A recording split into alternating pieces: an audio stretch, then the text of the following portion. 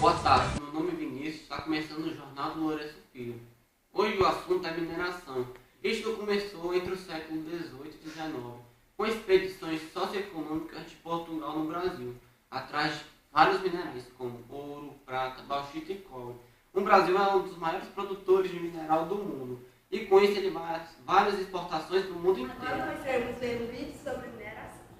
O Brasil é um gigante da mineração mundial. De acordo com dados do Instituto Brasileiro de Mineração, o IBRAM, mesmo com os efeitos da crise econômica internacional e da desaceleração da economia brasileira, o setor nacional de mineração em 2011 obteve um crescimento de 28%, alcançando o patamar dos 50 bilhões de dólares. À frente desse desempenho recorde está o minério de ferro. Foram produzidas no país 467 milhões de toneladas do minério, o que representou o maior crescimento anual da história, 25%. A mineração hoje tem papel fundamental na economia, não só na cadeia produtiva, mas como para a balança comercial brasileira, é seguramente o carro-chefe das exportações e que segura o saldo comercial brasileiro, que propicia uma estabilidade econômica. Além do minério de ferro, outros metais também se destacaram na produção nacional em 2011.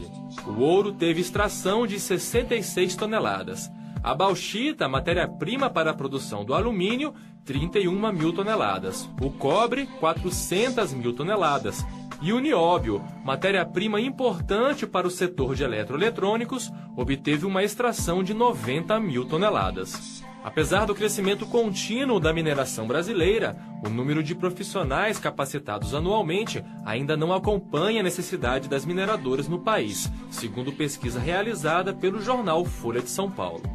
Até 2015, o setor deve abrir 150 mil postos de trabalho, e só no ano de 2013, a companhia Vale deverá preencher 6.600 novas vagas. Dentre esses profissionais, 2 em especial têm sido muito procurados. Estamos falando dos geólogos, profissão que forma cerca de 400 profissionais por ano, e o engenheiro de minas, com aproximadamente 210 profissionais formados por ano.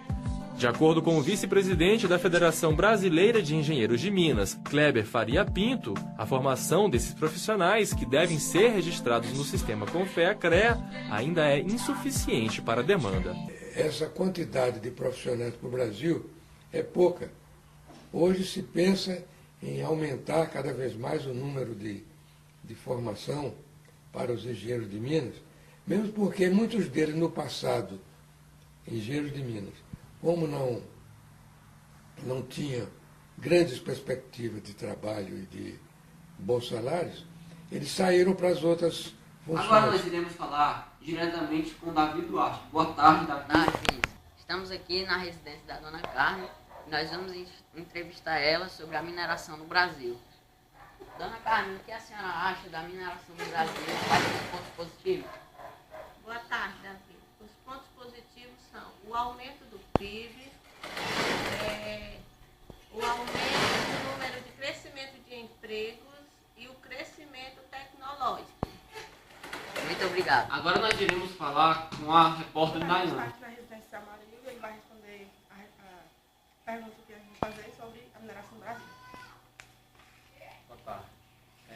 O impacto ambiental, a destruição das florestas e a temperatura do meio ambiente.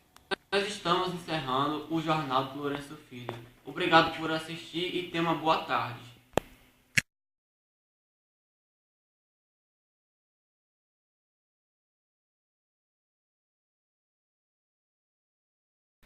Boa tarde. Boa tarde. O assunto de hoje é mineração. Cadê o pause, mano? Boa tarde.